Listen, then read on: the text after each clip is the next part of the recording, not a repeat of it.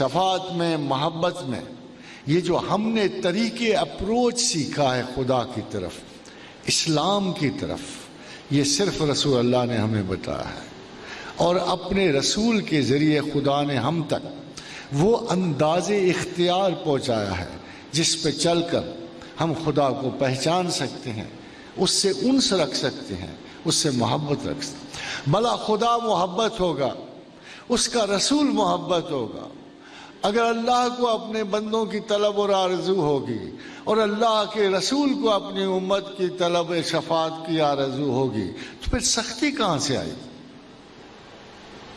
کہاں سے رجحان پیدا ہوگا ریجیڈیٹی کا، سختی کا؟ ڈنڈا کہاں سے آئے گا؟ سونٹھ بازی کہاں سے آئے گی؟ یہ کہاں سے تیر و تبر چلیں گے؟ اگر خدا بھی اتنا مہربان ہو، وَكَاتَبَ عَلَىٰ نَفْسِ رحمت ہو، اور رسول بھی اتنا مہربان ہو کہ رؤوف اور رحیم ہو، تو آپ مجھے بتا سکتے ہو کہ مذہب میں سختی کہاں سے آئے گی؟ کس اپروچ سے ہم خدا کو طلب کرنے جائیں گے؟ اگر ہم سخت دل ہیں، اگر ہمارے اپنے جذبات کڑے ہیں، اگر ہم احساس محرومی کا شکار ہیں، اگر میں سوسائٹی سے انتقام لینے نکلا ہوں، میں اپنے بھائیوں سے رنجیدہ ہوں، مجھے دل میں غیظ و غضب کی، میں اگر قابل وقت ہوں اور مجھے حابیل پہ ترس نہیں آئے گا، تو پھر اس کو مسلمان کہو گے؟ یہ جو ہمارے رجحان ہیں سختی کے، کشیدگی کے، ظلم کے، شدت کے، بربریت کے، یہ اسلام سے نہیں آئے، خدا سے نہیں آئے، محمد رسول اللہ صلی اللہ علیہ وآلہ وسلم سے نہیں آئے، یہ ہمارے اپنے اور ذاتی ہیں، یہ ہمارے آبائی ہیں، ہمارے مجلسی آداب ناقص ہیں، ہمارے اپنے اخلاق و اطوار ناقص ہیں۔ اسلام اس طرح پھیلا نہیں ہوئی، اسلام اس طرح لوگوں نے قبول نہیں کیا۔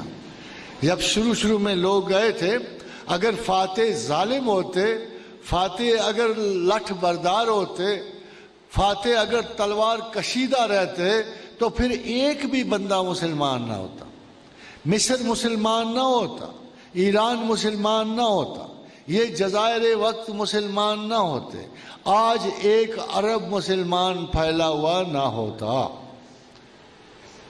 اللہ نے بہت تعریف کی رسول اللہ کی، یہ خلق عظیم کا مالک ہے، بہت بڑا اخلاق ہے میرے رسول کا، بہت بڑا نسق۔ اصحاب رسول بھی تو کسی عظیم اخلاق کے قابل ہوں گے نا، آخر جب وہ کسی جزیرے پہ اترے ہوں گے، کسی ویرانے میں گئے ہوں گے، انہوں نے امانت اور دیانت کا اور علم پہنچانے کے طریقے سیکھے ہوئے تھے، ہدایت کے طریقے سیکھے ہوئے تھے۔ وہ انڈونیشیا میں تلوار لے کے نہیں اترے، وہ ماریشس میں تلوار لے کے نہیں اترے، سراندیپ میں تلوار لے کے نہیں اترے، ہر جگہ محبت سے گئے، ہر جگہ ان سے گئے، امانت سے گئے، دیانت سے گئے، اخلاق اور روایت کی پاسداری سے گئے۔ جو تانے اب ہم کو مل رہے ہیں، یہ ہمیں مل رہے ہیں، اسلام کو نہیں مل رہے۔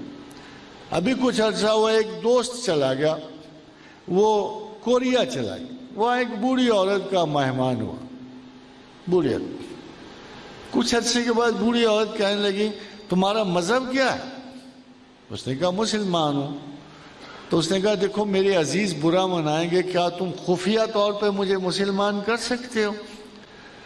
تھا تو وہ میری طرح، اس لیے کہ ہمیں کوئی اتنی دلچسپی نہیں ہوتی زبردستی کسی کو مسلمان کرنے۔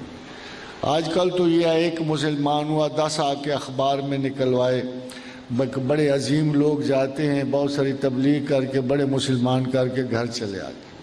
تو اس نے بھائی سے پوچھا، اس نے کہا کیا پرابلم ہوا تیرے ساتھ، تو کیوں مسلمان ہونا چاہتے؟ اس نے کہا بڑی زندگی گزر گئی ہے، بہت زندگی گزر گئی ہے، ایسا بندہ کوئی نہیں دیکھا جیسا تو ہے، بات کا بھی سچا ہے، مال کا بھی ایماندار ہے، تو پریشان بھی نہیں لگتا، مٹھاس بھی تیرے لہجے میں بڑی ہے، تیری نگاہ میں بھی شرافت اور عزت ہے، تو مجھے تو ایسا بندہ پہلے کوئی نظر نہیں آیا، میں اپنے سارے ہم وطنوں کو جانتی ہوں، تو ایسے کر کے مجھے لگتا ہے تیرے مذہب کی وجہ سے یہ سارا کچھ، تو مجھے مسلمان کر۔ وہ بیچارہ گھبرایا ہوا میرے پاس آ گیا، کہتی جی وہ یہ کہتی ہے مسلمان کر لوں۔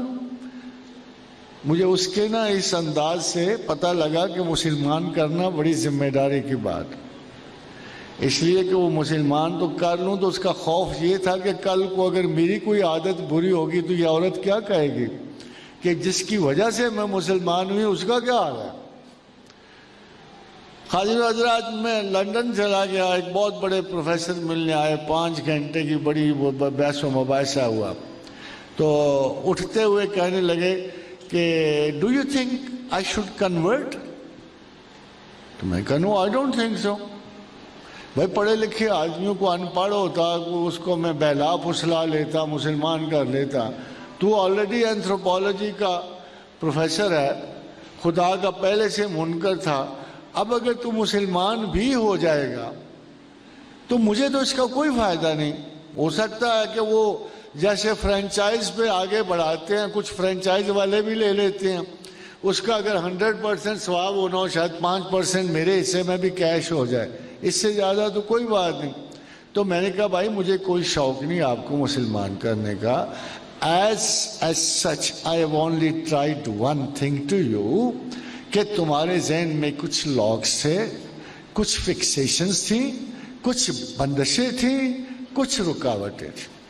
میں نے کوشش کی ہے کہ تمہیں ایک نیا ویو پوائنٹ دے دوں، ایک ایسا ویو پوائنٹ جو ایک جنرلی ایک سادہ سے پڑھے لکھے مسلمان کا ہوتا ہے، کہ میں تجھے یہ بتاؤں کہ ہم مسلمان کیوں ہیں، ہم خدا کو کیوں چاہتے ہیں، کیوں مانتے ہیں۔ میں نے اس لیے تمہیں بتایا، میرا کوئی مقصد نہیں تھا کہ تم مسلمان ہو جاؤ، کیونکہ مسلمان ہونے کے لیے عقل و معرفت اور ہوش و حواس کی پابندی لازم ہے۔ اگر مسلمان ہونے کے باوجود آپ اگر عقل استعمال نہیں کرو گے، شعور استعمال نہیں کرو گے، غور و فکر کی صلاحیتیں استعمال نہیں کرو گے، تو پھر قرآن کی وہ آیت تم پہ لاگو ہو جائے کہ ان شر الدواب عند اللہ صم بکم الذین لا یعقلون، کہ بدترین جانور میرے نزدیک وہ ہیں کہ جو اندھے اور بہروں کی طرح میسج کو قبول کرتے ہیں، جو غور و فکر نہیں کرتے۔ خواتین و حضرات، غور و فکر کیوں ضروری ہے؟ سوال تو یہ پیدا ہوتا ہے یہ بار بار غور کرنا، فکر کرنا کیوں ضروری ہے؟ کہ غور و فکر ہی آپ کے علم کو آپ کے وجود میں ڈھالتا ہے۔ اگر آپ سوچو گے، غور کرو گے، پھر آپ کو خدا سے محبت اور انس ہوگا، پھر اس کی عادات شریفہ کو قبول کرنے کے لیے، اللہ کی عادات کو اپنانے کے لیے، اپنے رسول کی عادات کو اپنانے کے لیے آپ کے اندر ایک میکینیکل سسٹم رائج ہو جائے گا، وہ سسٹم جو آپ کو مسلسل ہدایت دے گا اور روشنی دے گا، اور اس سسٹم کی وجہ سے پھر آپ خدا و رسول کو چلنے کی طرف راضی بھی ہوئیں گے اور ان کے نقش قدم پہ چل کر اپنی برات فکر کو پائیں گے۔